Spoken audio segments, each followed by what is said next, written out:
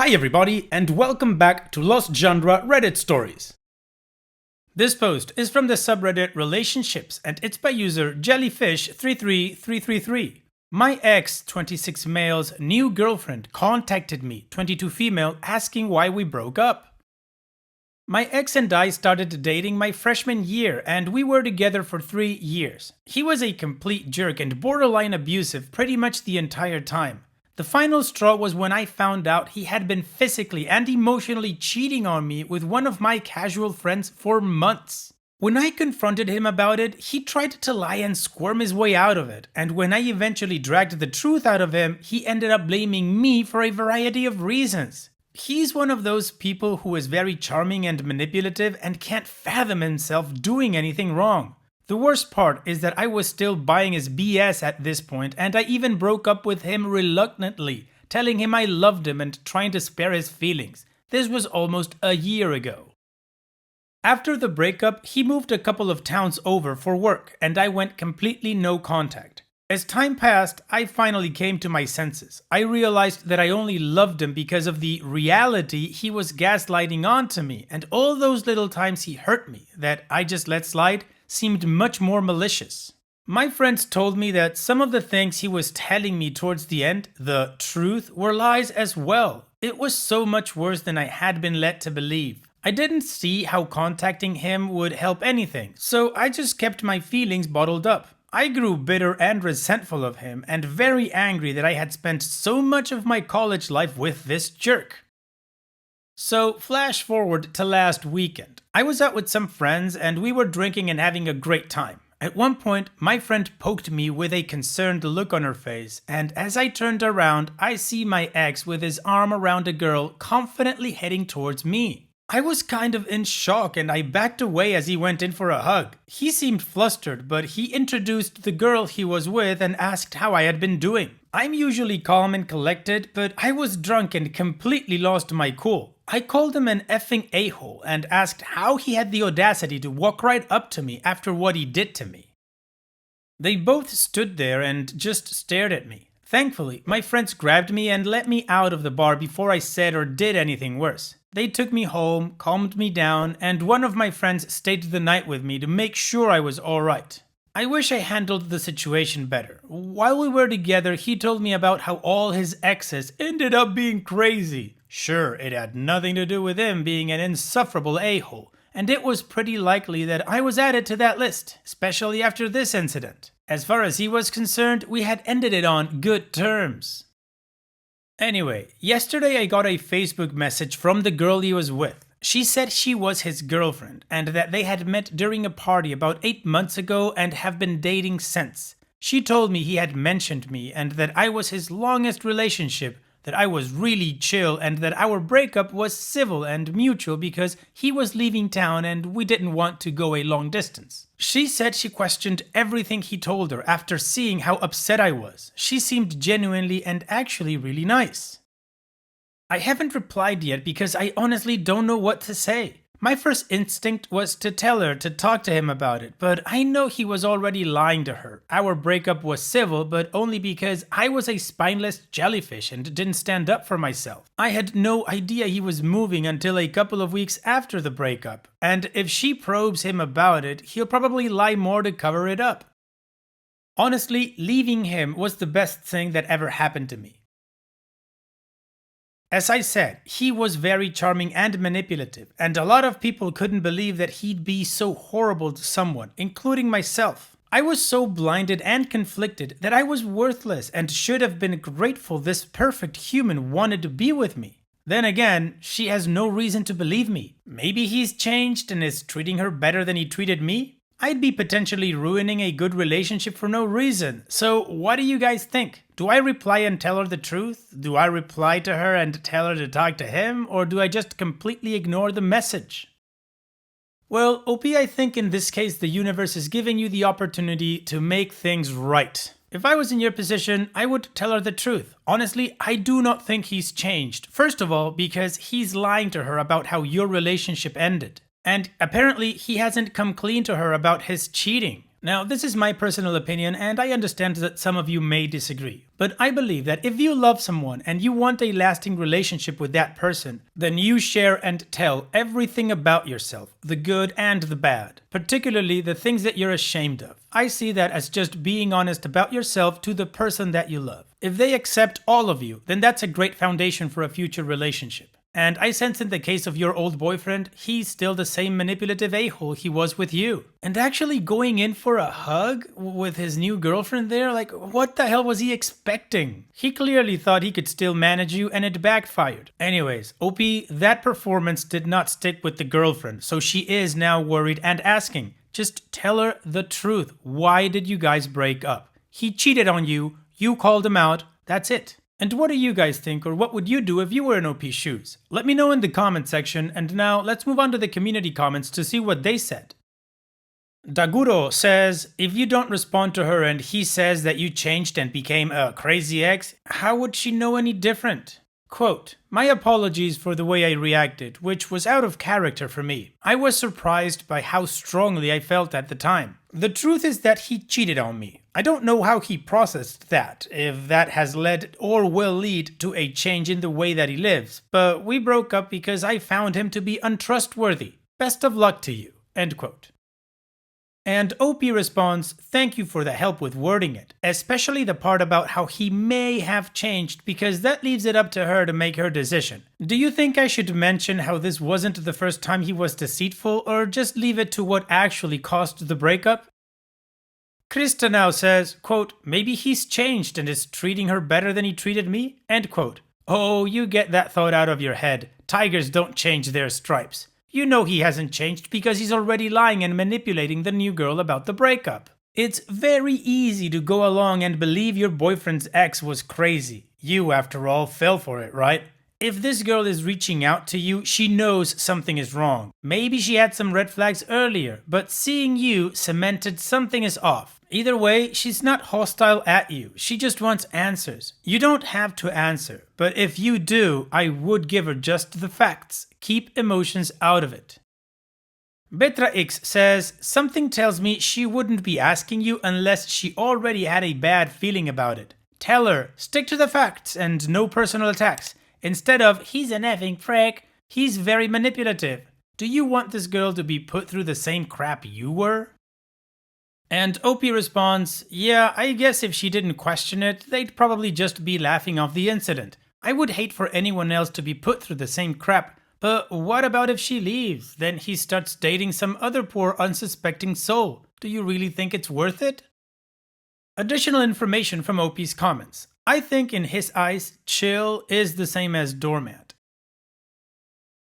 I usually let him get away with a lot because it was my first real relationship and I wanted to be the cool girlfriend. Ugh, I was so dumb. Sad face. And thinking back, the fact that he says all his exes are crazy, well, that is a pattern though. Whenever I tried to talk to him about our relationship, he was like talking to a brick wall, so a lot of times I get frustrated and drop it. I know I don't owe him anything and don't need to be covering for him, and I'm inclined to tell her, but I'm just worried that I'll tell her my version of things and she'll bring it up with him and he'll say that I'm jealous and lying. However, I definitely would have appreciated a heads up, especially since it's still early enough in their relationship that she can leave without much sunken cost. I guess all I can do is give her my insight even if she just keeps it in her pocket for future reference. Well, I think OP got some really decent advice, although OP's last comment that, okay, so I tell this girl, but what about the next one? Well, OP, there's just so much you can do and he's not your responsibility, so just one person at a time, and that's as much as you can do. And also, you tell this girl your truth and she can do whatever she decides to do with it. If she wants to stay in a relationship with this guy, that's up to her. Anyways, of course OP gave us an update, so let's move on with that and see how this story ends. Hi guys, I just wanted to thank everyone for the support and insight on this whole thing. I really appreciate it. Smiley face. Also, I decided to give people names, so I'll call my ex Nate and his new girlfriend Liz. So, for a crap load of reasons, I decided to reply to Liz's message. I plagiarized from some of the comments on my last post, love you guys. So I apologized for losing my crap the other day and said that despite what he told her, we broke up because he had lied to me for months about an affair he had been having. I wished her the best and I was pretty nervous after I sent it, so I logged off Facebook, turned off the notifications and went to work. That evening, I got back and saw that Liz had replied within an hour of it being sent. She thanked me for answering and she'd reached out because she'd started having a weird feeling about Nate after he swore he had no idea what my outburst was about. She also asked me why he talked so fondly of our relationship and breakup, if this was really what happened, and if I knew anything about Sarah. Side note, Sarah was the girl Nate cheated on me with. I still have a lot of anger toward her. I was always super nice to her and she knew Nate and I had been together for almost 2 years and that I was embarrassingly in love with him when they started essentially dating. It is kind of irrational and misplaced because I know she doesn't owe me anything, but yeah. Apparently, Sarah is still very much in the picture. Liz says she and Nate have had multiple discussions about the appropriateness of their relationship, but she can't ask about it anymore because he just shuts it down. Ugh, I could just picture him doing his little "a relationship can't exist without trust" spiel. So after thinking it over, I said that I couldn't explain why he told her that. I can only speak from my experience, but I found both Nate and Sarah to be untrustworthy. Also, I told her that while I hope for her sake that their relationship is now platonic, and I'm still questioning this decision, I told her that she was the girl Nate cheated on me with. I told her to trust her instinct and apologized for being the bearer of worrying news. I was thinking of waiting for her to reply so I'd have more for this update, but it's been a couple of days and I don't really know what she'd have to say to me anyway. I just find myself thinking about her a lot. It's almost like going back in time and telling little 18-year-old OP that Nate would probably make the next few years of my life miserable if I stayed with him. Knowing me, I would have been heartbroken, so I just really hope that Liz is okay. I may not ever get closure from Liz about what will happen with her and Nate, but I'm positive I've done the right thing by answering honestly and respectfully. If Liz does break up with him, I wouldn't be surprised if Nate blames the whole thing on me being a crazy ex who tries to sabotage his future relationships. But at this point, I can't do anything else. So it's time for me to move on. Thanks again for the help, Reddit. Heart.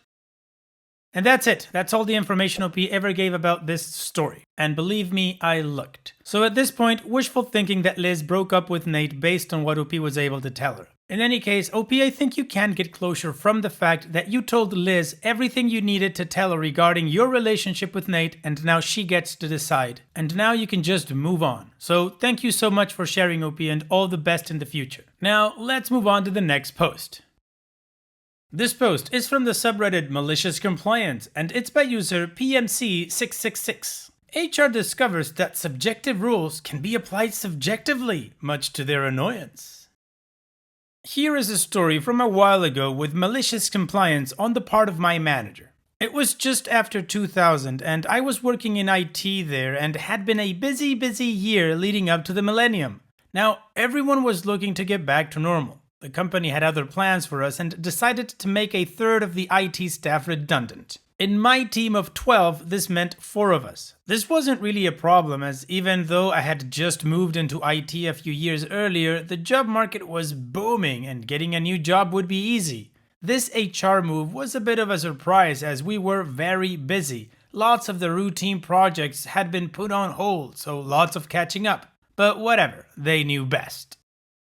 Redundancy with this company offered a month's salary per year of service, way over the legal minimum. They were offering me a year's salary tax-free, mostly, to find a better paying job elsewhere. An offer that would be hard to say no to, but unfortunately they were not going to ask. The way redundancy works for this company, in the UK, is that all the occupants of the role are ranked by very carefully selected criteria, and the lowest ranked are goners. The way the criteria are selected is to make them very subjective and capable of withstanding any legal challenge that might lead to an industrial tribunal. If there was one thing HR hated above all, it was legal hassles. Criteria would be things like expected to be able to contribute well in other divisions of the company, and other such evidence-free bollocks. Why this weird approach from HR? It isn't as daft as it may appear. When trying to reduce headcount, the options in the UK are natural wastage, offering early retirement, offering voluntary redundancy, or having compulsory redundancies. In a team role in IT at this time, what tends to happen is that nobody is old enough to retire, and offering early retirement was actually expensive as it was based on a generous company's policy. Offering voluntary redundancy means the deadwood stays. Forcing a selection process stops the good people from leaving, no redundancy money, and allows getting rid of the poor performers. Or at least that was the plan. Anyway, my manager had been told he was being made redundant, which was a bit of a tactical error. He wasn't really adhering to the company line as strictly as he might have been having the circumstances been different. He gathered us together and asked who wanted to go. 4 of us, me included, volunteered, so all was good and everyone on the team was happy. My manager, maliciously complying with the ranking exercise, duly ranked us by the contrived criteria, but interpreted to our ends and not the company's. These rankings were passed to HR, processes were run, runes scried, oracles consulted, and ultimately decisions made. Lo and behold, the gang of 4 came bottom of the pack.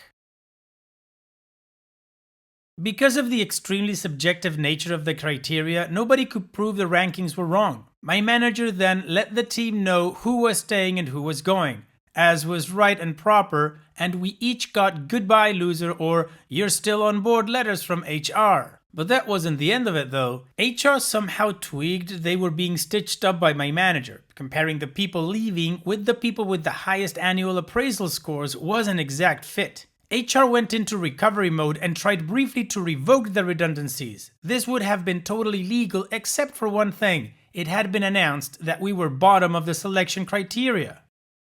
Continued employment would have been unthinkable as we were declared least competent to do the job, and they still wanted rid 1/3. If they had insisted, this would have been potentially constructive dismissal. Either for the gang of 4, in a weird backward way, this is when the employer makes life untenable for the employee, such as saying you are rubbish at your job and they want rid of you. Or if another 4 were selected, then obviously the process was flawed and they claim unfair dismissal, the company not complying with its own processes.